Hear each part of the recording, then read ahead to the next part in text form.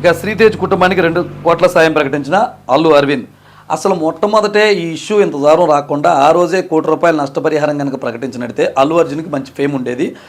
అభిమానులు ఆయన ఇంకా మరొక మెట్టెక్కేవాళ్ళు అనమాట. ఆ రోజు తను ఫీల్ అవుతూ ఒక ఎమోషనల్ వీడియో పోస్ట్ చేసి ఏదో 25 లక్షలు ఇచ్చేసి దులిపేసుకుందాం అనుకున్నారు. ఒక కుటుంబం అక్కడ నష్టపోయిందని గుర్తించలేకపోయాడు.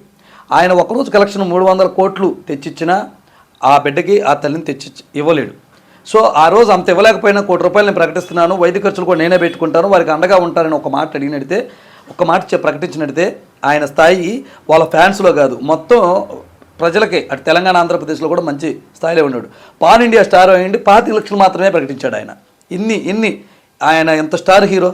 ఏదేమైనా ఇప్పుడు తెలంగాణ గవర్నమెంట్ ఒక రకంగా మంచి పని చేసింది అనుకోవాలి. మిగిలిన అన్ని విషయాల్లో కూడా పేదలకు ఇదే పక్షాన నిలబడి కనుక వాళ్ళు అసెంబ్లీలో ఏ విధంగా ప్రస్తావించారో ప్రజా సమస్యను కూడా అలాగే తీర్చితే గవర్నమెంట్ కూడా మంచి పేరు వస్తుంది.